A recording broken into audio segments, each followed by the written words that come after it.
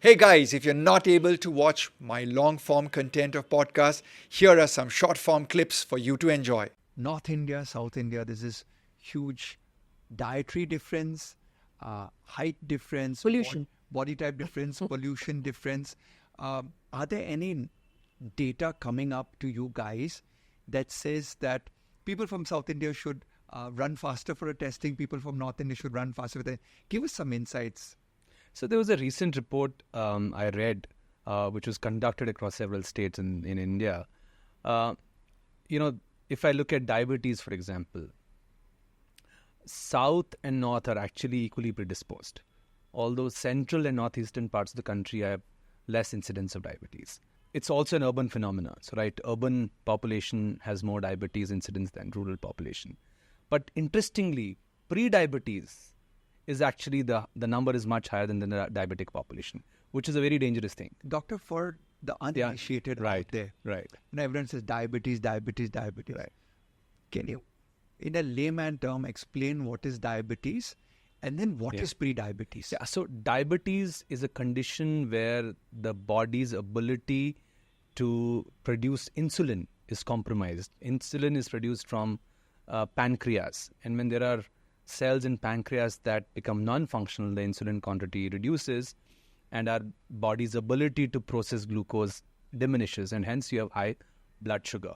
And once that blood sugar touches a certain threshold or remains beyond a threshold consistently, that's when we call it a diabetic condition. I think South India overall has a slightly marginally higher risk for NCDs overall. So everyone, if you're out here in South India, let's all get tested pre-diabetic because we're eating too much of carbohydrates or rice and our sugar levels have gone up. Diabetes and hypertension are, I would say, uniformly equally distributed. Only the central part of India and northeastern part of India had less incidence of these two conditions. Among genders, men have a higher predisposition for high cholesterol level than women. So that was the other finding. But in all of this, I would say the biggest alarming finding has been the rising incidence of pre-diabetes across urban and rural areas. So that, I think today, for example, we have 98 million diabetics in the country. We're the diabetic capital, which is 17% of all overall diabetics globally.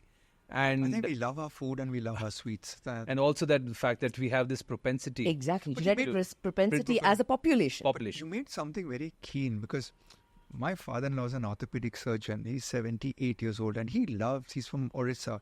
And he loves his mishti doi and rasgullas and all. And he eats more sugar than I do. Right.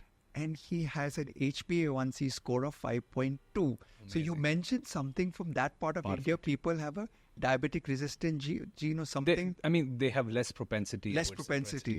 For diabetes. I'm just thinking. And I'm sure he's quite active, isn't he? Yeah, he's very active. But I'm just thinking if we could just get that gene, and eat our rasgullas more often. But jokes apart, I think as a nutritionist, people are eating far more than their fathers and mothers and their grandfathers and grandmothers. We just did a food diary with few of our clients. I had the privilege of working with a family of 3 generations. So I would ask the grandfather and grandmother, how many times you ate out? So they met out once a quarter at MTR and ate once a quarter because they didn't have that much of money. Right. The father and mother met out once a month. They didn't have that much money. Yes. True. The children are in MTR every 3rd day. Right? So the incidences of external exposure, and therefore when you go out, no portion control, you eat how much you want. Absolutely. And with the new thing, which I feel is that people are just eating more because they're stressed out. Like we work very hard, and that's what that grandfather said. We did a 9-to-5 job. There was no SMS, WhatsApp, or Zoom call at 7 o'clock in the evening, which your boss got to you. So you stopped your day. But your generations are working double hard, which means the brain is working so much. So when you finish your day, you're like, I need a reward. Yeah. Yeah. Or you're not as conscious about it also because you're so distracted with so many things that are going on. I never thought about that. Right? Being distracted. Yeah. And therefore you end up just consuming whatever, how much ever, without really being mindful about what's going on. And since a lot of your followers like nutrition, allow me to actually talk about my 3 rules around consumption. The first is reduce. Reduce. Right? Let's stop eating when we are 80% full. That's a nice thought. Yeah? And so reduce. The second is reorder. Proteins and vegetables and fruits first. And then carbohydrates. Oh, I thought you meant reorder as an hey, waiter. Get me another order. I was like, this doctor's really cool. Okay, reorder means change the order in which you are consuming. Yeah, that's right. And so say that again, protein first, then vegetables. Protein and fruits and vegetables. Vegetables first. First, then carbohydrates. So for example, in our home, the proteins come out to the table first, get served first. Salads, fruits and vegetables, even if in a cooked form, get served first. So while it's first on your table, even if you're mindless about it, that's what you're consuming first. Yeah. And you get a little bit full, and then come the carbs onto your plate, right? And so reorder. And the third is replace. Where you can, find a way to replace the processed foods that we are used to these days with a little bit more traditional foods, like some of your millets or brown rice, brown sugar, jaggery, and so forth in reduced quantities, right? So allows us to then replace some of the ingredients in what we cook for an overall balanced meal, but it's still the kind of food that we eat every day at home without putting pressure on the kitchen. Yeah. So I just wanted to add, and you would probably, you're the expert. There's that Dean Nash's diet. What have I got the name? Did I get the name right? Ornish diet. Dean Ornish diet, right? That actually changing your dietary habits can reverse aging and reverse many of these conditions, isn't that? So, right? as a celebrity nutritionist, I make a lot of money doing that. Exactly. Yeah, exactly. So, That's the job.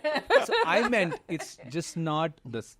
Screening is a big part of it, but I think diet and change in modification, right? I think going forward is going to play a big role. If doctor, I can speak very candidly from a nutritionist to a doctor.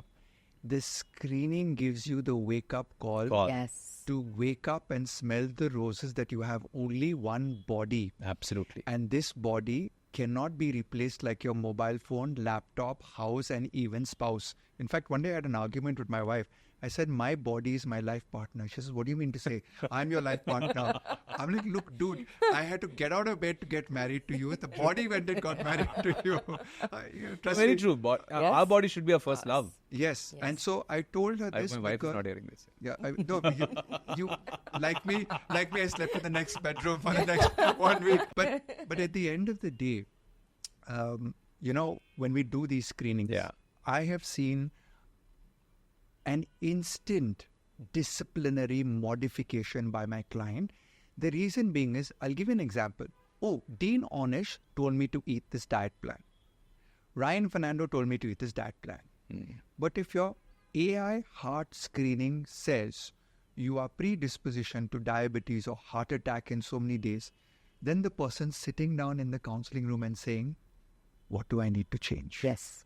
It's the trigger for change, it's the behavioral modification for change. And I think over a period of time, if genetic screening were to become cheaper and mandatory in some form or shape, that would actually lead to a revolution, so to speak. Hey guys, if you've enjoyed this clip, then click here and watch the full episode. And don't forget to subscribe, because your body is the most expensive real estate and I'm your real estate agent.